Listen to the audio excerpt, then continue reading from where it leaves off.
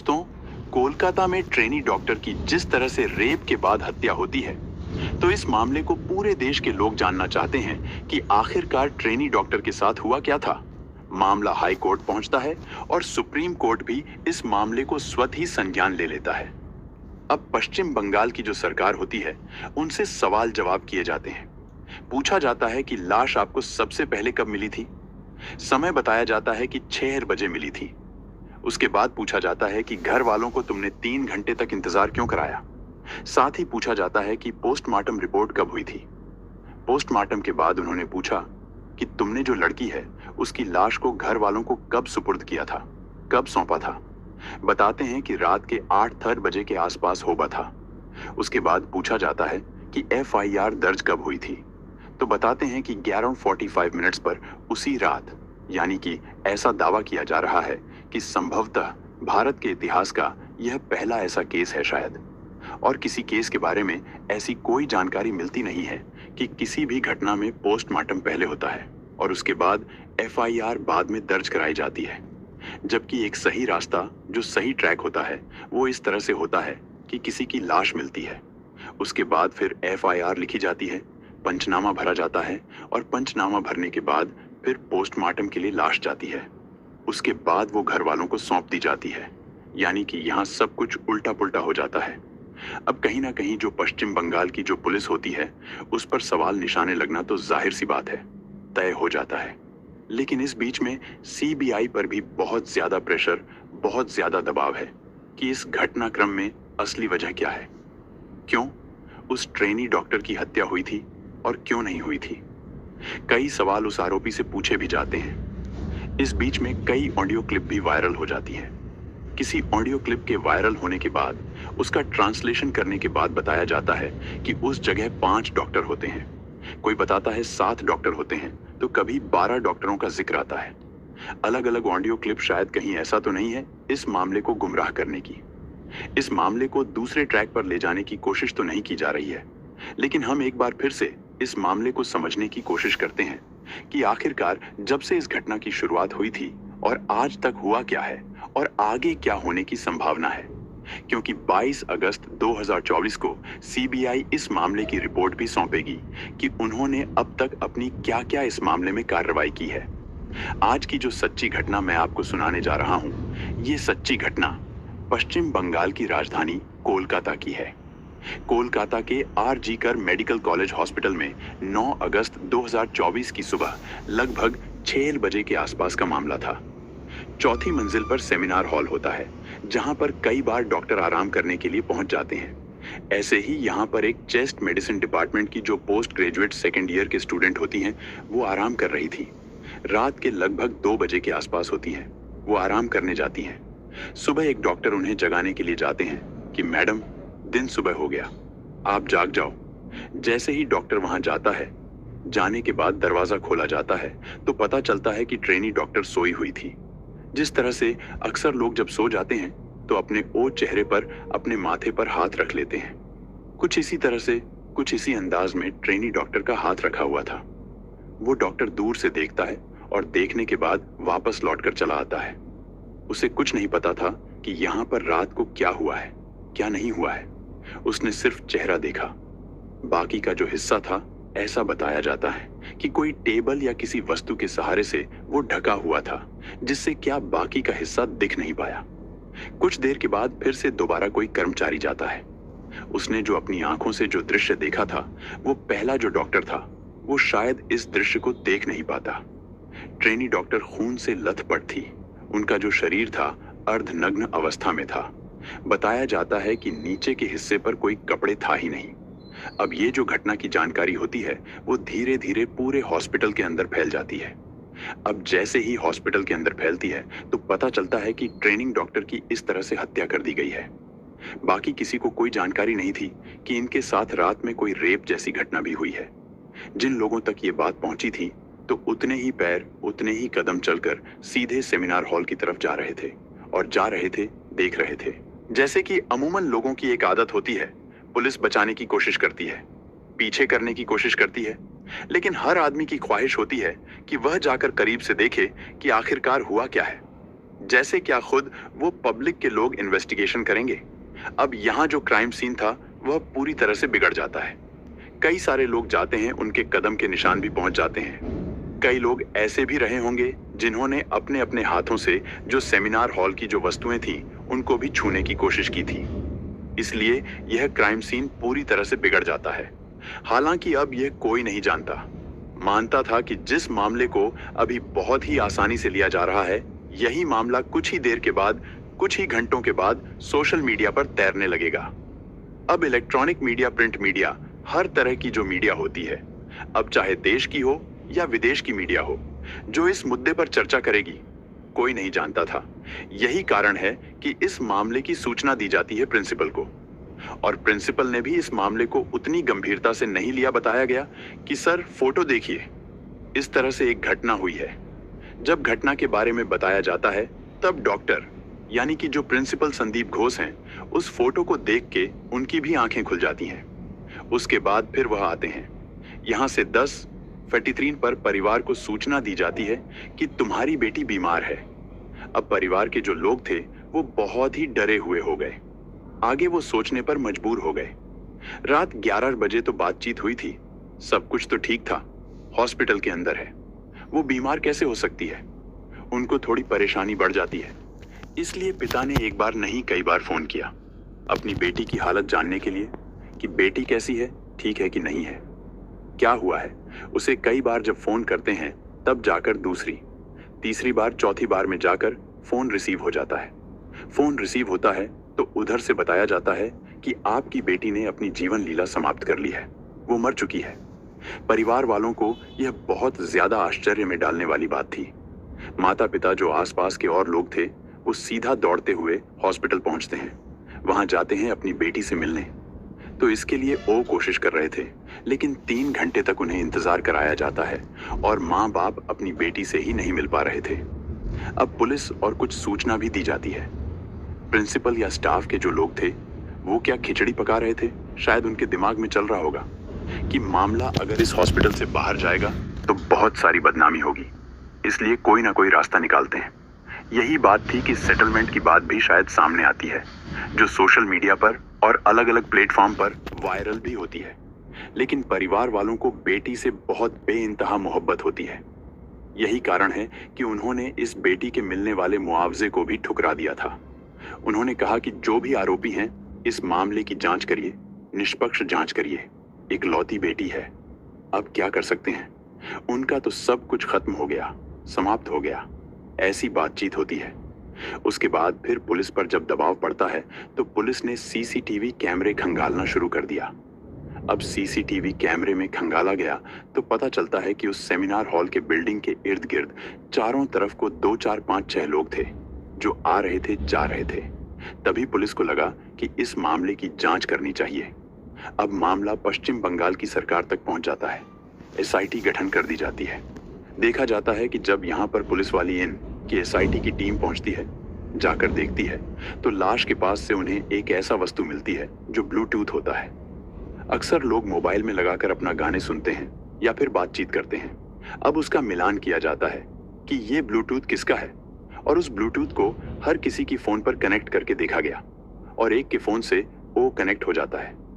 तो पता चलता है एक व्यक्ति है जिसका नाम संजय राय होता है, जो कि कोलकाता की पुलिस कल्याण बोर्ड का एक सिविक वायलेंटर हॉस्पिटल के अंदर अक्सर आना जाना होता है। वो सीसीटीवी में भी दिखाई दे रहा था, और जब उसके कमरे की, जहां वो रह रहा था, जहां वो जाता है, वहां की जांच पड़ताल की जाती है तो पता चलता है कि उसके शूज जो होते हैं, जूते जो होते हैं, उस पर ब्लड के निशान पाए जाते हैं। महिला डॉक्टर क्या पोस्टमार्टम कराया जाता है। पोस्टमार्टम से पता चलता है कि अब मुंह से भी खून निकल रहा है, आंखों से भी खून निकल रहा है और प्राइवेट पार्ट से भी खून निकल रहा है। शरीर के अलग अलग हिस्सों पर 16 गंभीर चोटें भी आई हैं। इसमें कि गर्दन की हड्डी भी टूट जाती है। उंगली पर भी गंभीर चोट के निशान थे, और उसकी जो टांगे होती हैं तो उनके साथ भी कुछ ऐसी गंभीर चोटें पाई जाती हैं। इतना ब्रूटल जो ये सीन होता है, इतना बेरहमी तरीके से इस क्राइम को अंजाम दिया जाता है। तो पुलिस अपने स्तर से जांच कर ही रही थी कि पुलिस को यह मामला 9 अगस्त 2024 को मिलता है। दोस्तों, अब 10, 11, 12, 13 अगस्त तक पुलिस इस मामले की जांच कर ही रही थी कि हाई कोर्ट ने कोलकाता ने इस मामले को संज्ञान लिया। और संज्ञान लेने के बाद संज्ञान इसलिए लिया क्योंकि याचिका दायर की गई थी। परिवार की तरफ से तो उसमें बताया जाता है कि इस मामले को कहीं ना कहीं पुलिस इतना गंभीरता से नहीं ले रही है। जाहिर सी बात तो यह है कि यही मामला नहीं, पुलिस चाहे कोलकाता की हो, पुलिस चाहे दिल्ली की हो, पुलिस चाहे उत्तर प्रदेश की हो, महाराष्ट्र की हो, या फिर बिहार की हो, मध्य प्रदेश की हो, राजस्थान की हो, किसी भी प्रदेश की पुलिस हो, वह हर मामले को शुरुआत में ऐसे ही लेती है। उसे यह नहीं मालूम होता कि कौन सा मामला इतना ज्यादा हाईलाइट हो जाएगा। यही कारण है कि पुलिस ने इस मामले को इतनी आसानी से लिया। यही कारण है कि पुलिस ने कोई डायरेक्शन नहीं दिए। यही कारण है कि जो हॉस्पिटल के प्रिंसिपल होते हैं उन्होंने कोई डायरेक्शन नहीं दिया कि भाई इतने बड़ा मामला है, किसी को भी कमरे के अंदर जाने ना दिया जाए। यही कारण है कि क्राइम सीन को पूरी तरह से बिगाड़ के रख दिया गया। अब 14 तारीख को सीबीआई इस मामले की जांच पड़ताल करना शुरू कर देता है। अभी पुलिस ने जो एसआईटी ने जो जांच पड़ताल की थी उसमें संजय रॉय ही एक ऐसा अभियुक्त था, ऐसा आरोपी था जो पाया जाता है, जिसके बाद उससे पूछताछ की जाती है। वह स्वतः ही कबूल कर लेता है कि हाँ जी, मैंने इस घटना को अंजाम दिया है। दरअसल संजय राय, जो कि 5520 शंभुनाथ पंडित रोड पर रहने वाला व्यक्ति होता है, 5 अगस्त 2024 को ये एक सलुआ जगह लगती है, वहां जाता है। कहीं ट्रेनिंग या बैठक वगैरह थी तो यह 8 तारीख को वहां से लौट के आता है। वहां से लौटने के बाद इसके ही एक साथी होता है जो कि सिविक वॉलंटियर होता है। उसके परिवार का कोई रिश्तेदार था जो इसी आरजी कर मेडिकल हॉस्पिटल के अंदर एडमिट था। ये 2 बार चक्कर लगाता है। एक बार तो अपने दोस्त के इस रिश्तेदार को देखने के लिए जाता है, दूसरा फिर किसी और व्यक्ति को देखने के लिए जाता है, क्योंकि अक्सर वह हॉस्पिटल के अंदर ही रहता है। मरीजों को लाना ले जाना शायद यह पुलिस का काम तो करता ही है, लेकिन यह भी बताते हैं कि यह पैसे के लिए भी कुछ काम करता है। अब यहां से अपने दोस्त के साथ वह सीधा कहता है कि भाई चलो कहीं चलते हैं, यानी कि वह जाता है रेड लाइट एरिया में, कोठे पे जाता है, किसी अजो वैश्या के पास, जो पहला जो एरिया होता है सोनागाछी, वो वहां जाता है अपने दोस्त के साथ। वहां जाने के बाद फिर वहां अंदर उसमें रेड लाइट एरिया में नहीं जाता, लेकिन जो उसका दोस्त होता है वह अंदर जाता है और थोड़ी देर रुकने के बाद वापस चला जाता है। दूसरी जगह लगती है चेतला। चेतला में वैश्यावृत्ति का काम होता है। यह भी एक रेड लाइट एरिया है। यहाँ जो उसका सिविक वॉलंटियर दोस्त होता है संजय रॉय का, वह जाता है और जाकर वापस लौट कर आ जाता है, यानी कि संजय रॉय नहीं जाता। ऐसी जांच पड़ताल में सामने आया है। लेकिन जब यह वापस आ रहे हैं तो रास्ते में एक महिला मिलती है। उस महिला की तरफ से इसने अश्लील काम कसना शुरू किया। ऐसी जांच पड़ताल में सामने आया है। लेकिन जब यह वापस आ रहे हैं तो रास्ते में एक महिला मिलती है। उस महिला की तरफ से इसने अश्लील काम कसना शुरू किया। ये समझ रहा था कि शायद यह भी कोठे पर काम करने वाली कोई वैश्या होगी, लेकिन उस लेडीज ने इसे झाड़ दिया, इसे कुछ उल्टा सीधा जवाब दिया। तब यह शांत हो जाता है। यहां से वापस हॉस्पिटल आते हैं दोनों दोस्त और इन्हें एक ऐसी जगह तलाश करते हैं जहां पर बैठ के मौज से आराम से शराब पी सकते हैं। आराम से बैठकर शराब पीते हैं और शराब पीने के बाद जो सिविक वॉलंटियर इसका दोस्त होता है संजू राय का, वो तो चला जाता है, लेकिन ये अकेला रहता है। अब ये इसे हॉस्पिटल में कहीं भी आने की जाने की परमिशन थी ही, कहीं कोई रोकने वाला था नहीं। इसको ये 4थी मंजिल पहुंचता है और इत्तेफाक से उस सेमिनार हॉल के अंदर चला जाता है। वहां जाने के बाद देखता क्या है कि इसको लेडी डॉक्टर जो होती है, ट्रेनी डॉक्टर, अब आराम से आराम करती हुई मिलती है, सोती हुई मिलती है। वहां जाता है उनके साथ। इसने जो भी किया है वह पोस्टमार्टम रिपोर्ट से और तमाम अखबारों, तमाम टेलीविजन पर जो एक रिपोर्ट आती है कि जिस तरह से उन्हें मारा गया, पीटा गया, उनके साथ बलात्कार किया गया।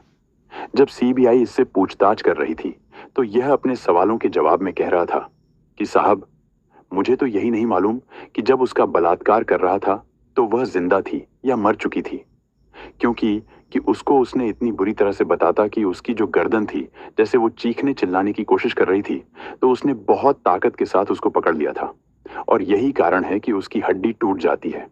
ये बॉक्सर होता है, ट्रेंड बॉक्सर होता है। कोई महिला, क्योंकि वैसे भी डॉक्टर है, पढ़ी लिखी लेडी है, ताकत का तो कोई मामला ही नहीं बनता इसने। जिस तरह से उनके साथ जबरदस्ती की होगी, उन्होंने विरोध किया होगा, उन्होंने आखिर दिन तक लड़ने की कोशिश की होगी, तो जिस तरह से इसने अपनी बॉक्सिंग का सहारा लिया होगा, जाहिर सी बात है उसे पता चल ही जाता है। लेकिन यह सब होता है और देश इस मामले पर पल पल की नजर बनाए हुआ है। हर कोई यह जानना चाहता है कि आखिरकार उस दिन क्या हुआ था, क्या नहीं हुआ था। पहले तो इस मामले को हाई कोर्ट ने संज्ञान लिया, एक याचिका के माध्यम से। फिर इसे सुप्रीम कोर्ट ने संज्ञान लिया और संज्ञान लेने के बाद यह जानना चाहा कि आखिरकार पुलिस ने क्या जांच पड़ताल की है। हालांकि 22 अगस्त 2024 को सीबीआई को अपनी रिपोर्ट देनी है कि उसने अब तक क्या-क्या कार्रवाई की है। लेकिन जब सवालों के घेरे में पश्चिम बंगाल की सरकार होती है, तो वहां उनके जो वकील होते हैं, उनसे सवाल की जाता है कि लाश मिली कब थी। बताते हैं 6 बजे लाश मिली थी। अच्छा, तो पोस्टमार्टम कब कराया गया था? तो बताया जाता है कि पोस्टमार्टम 2 से 4 बजे के आसपास तक 2 घंटे के आसपास ये पोस्टमार्टम होता है। सवाल यह भी किया जाता है कि जब मां और पापा उसके पिता अपनी बेटी से मिलने के लिए आते हैं, तो 3 घंटे तक उन्हें क्यों बैठा के रखा गया? क्या मंशा थी? क्या मंशा थी कि आपने जो प्रिंसिपल साहब होते हैं, उन्होंने अगर नैतिकता के आधार पर इस्तीफा दे दिया था, तो उन्हें इतनी जल्दी चार्ज देने की जरूरत क्या थी जब इस तरह के सवाल किए जाते हैं? साथ ही यह पूछा जाता है कि तुमने परिवार को उनकी बेटी कब सौंपी, यानी कि जो उनकी पोस्टमार्टम हो जाता है, तो उसकी लाश को कब सौंपा? तो बताते हैं कि 8-10 बजे के आसपास सौंप दिया था। तो अब एफआईआर कब दर्ज कराई?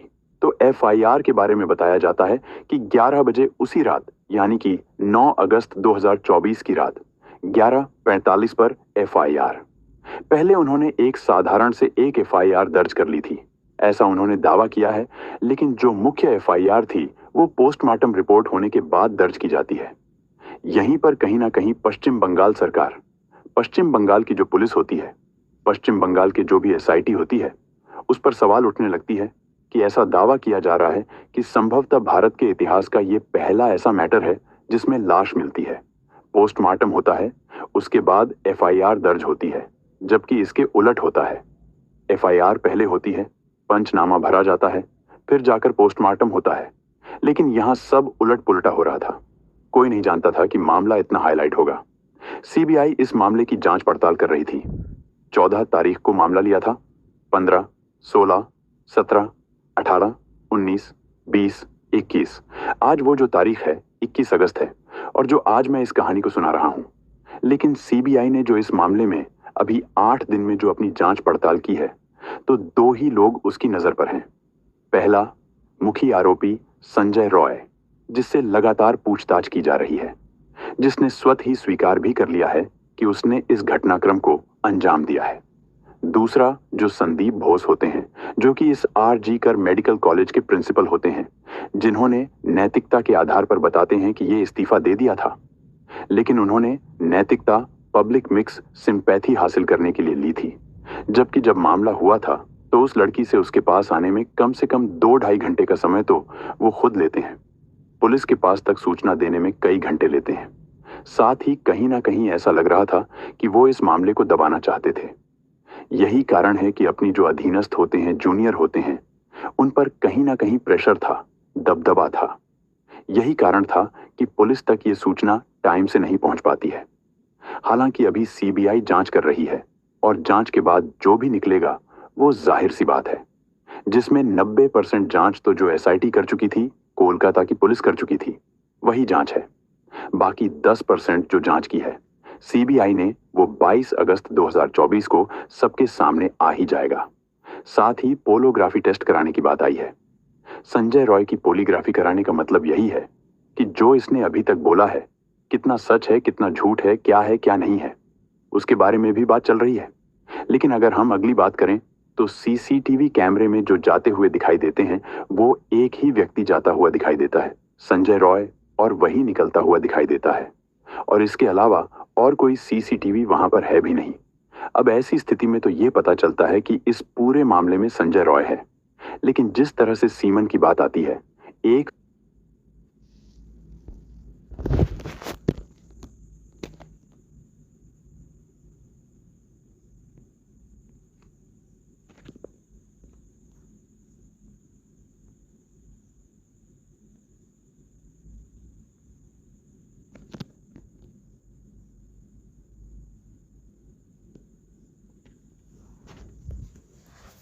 51 mg सीमन मिला है, उसमें एक से ज्यादा कई पुरुष भी हो सकते हैं।